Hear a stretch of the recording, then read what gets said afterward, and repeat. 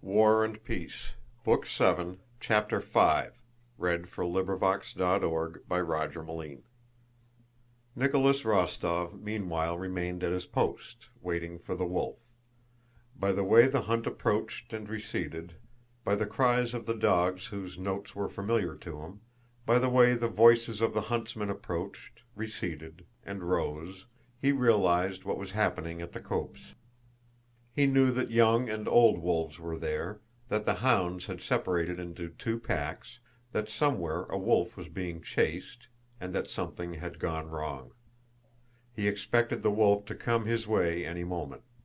He made thousands of different conjectures as to where and from what side the beast would come and how he would set upon it. Hope alternated with despair. Several times he addressed a prayer to God that the wolf should come his way. He prayed with that passionate and shamefaced feeling with which men pray at moments of great excitement arising from trivial causes. "What would it be to thee to do this for me?" he said to God. "I know thou art great, and that it is a sin to ask this of thee, but for God's sake do let the old wolf come my way, and let Karáy spring at it in sight of Uncle who is watching from over there, and seize it by the throat in a death grip." 1,000 times during that half hour Rostóv cast eager and restless glances over the edge of the wood, with the two scraggy oaks rising above the aspen undergrowth, and the gully with its water-worn side, and Uncle's cap just visible above the bush on his right. "No, I shan't have such luck," thought Rostóv, "yet what wouldn't it be worth? It is not to be. Everywhere, at cards and in war, I am always unlucky." Memories of Austerlitz and of Dólokhov flashed rapidly and clearly through his mind. "Only once in my life to get an old wolf, I want only that," thought he, straining eyes and ears, and looking to the left and then to the right, and listening to the slightest variation of note in the cries of the dogs. Again he looked to the right and saw something running toward him across the deserted field. "No, it can't be," thought Rostóv, taking a deep breath as a man does at the coming of something long hoped for.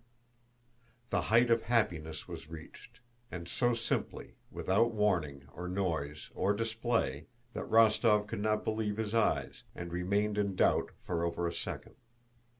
The wolf ran forward and jumped heavily over a gully that lay in her path. She was an old animal, with a gray back and big reddish belly. She ran without hurry, evidently feeling sure that no one saw her. Rostóv, holding his breath, looked round at the borzois. They stood or lay not seeing the wolf or understanding the situation. Old Karáy had turned his head and was angrily searching for fleas, baring his yellow teeth and snapping at his hind legs. "Uli, uli, uli, uli, u," whispered Rostóv, pouting his lips. The borzois jumped up, jerking the rings of the leashes and pricking their ears. Karáy finished scratching his hindquarters and, cocking his ears, got up with quivering tail from which tufts of matted hair hung down. "Shall I loose them or not?" Nicholas asked himself as the wolf approached him coming from the copse. Suddenly the wolf's whole physiognomy changed. She shuddered, seeing what she had probably never seen before, human eyes fixed upon her, and turning her head a little toward Rostóv, she paused. "Back or forward? No matter, forward," the wolf seemed to say to herself, and she moved forward without again looking round and with a quiet, long, easy, yet resolute lope. "Uli, uli, u!" cried Nicholas in a voice not his own, and of its own accord his good horse darted headlong downhill, leaping over gullies to head off the wolf, and the borzois passed it, running faster still. Nicholas did not hear his own cry nor feel that he was galloping, nor see the borzois nor the ground over which he went. He saw only the wolf, who, increasing her speed, bounded on in the same direction along the hollow. The first to come into view was Mílka, with her black markings and powerful quarters, gaining upon the wolf. Nearer and nearer, now she was ahead of it, but the wolf turned its head to face her, and instead of putting on speed as she usually did, Milka suddenly raised her tail and stiffened her forelegs. "Uli, uli, uli, uli, u!" shouted Nicholas. The reddish Lyubim rushed forward from behind Milka, sprang impetuously at the wolf, and seized it by its hindquarters, but immediately jumped aside in terror. The wolf crouched, gnashed her teeth, and again rose and bounded forward, followed at the distance of a couple of feet by all the borzois, who did not get any closer to her. "She'll get away! No, it's impossible!" thought Nicholas, still shouting with a hoarse voice. "Karáy! Uli, uli, u!" he shouted, looking round for the old borzois who was now his only hope. Karáy, with all the strength age had left him, stretched himself to the utmost and, watching the wolf, galloped heavily aside to intercept it. But the quickness of the wolf's lope and the borzois' slower pace made it plain that Karáy had miscalculated. Nicholas could already see not far in front of him the wood, where the wolf would certainly escape should she reach it. But coming toward him he saw hounds and a huntsman, galloping almost straight at the wolf. There was still hope. A long yellowish young borzois, one Nicholas did not know, from another leash, rushed impetuously at the wolf from in front and almost knocked her over. But the wolf jumped up more quickly than anyone could have expected and, gnashing her teeth, flew at the yellowish borzois, which, with a piercing yelp, fell with its head on the ground, bleeding from a gash in its side. "Karáy? Old fellow!" wailed Nicholas. Thanks to the delay caused by this crossing of the wolf's path, the old dog with its felted hair hanging from its thigh was within 5 paces of it. As if aware of her danger, the wolf turned her eyes on Karáy, tucked her tail yet further between her legs, and increased her speed. But here Nicholas only saw that something happened to Karáy. The borzois was suddenly on the wolf, and they rolled together down into a gully just in front of them. That instant, when Nicholas saw the wolf struggling in the gully with the dogs, while from under them could be seen her gray hair and outstretched hind leg and her frightened choking head, with her ears laid back (Karáy was pinning her by the throat), was the happiest moment of his life.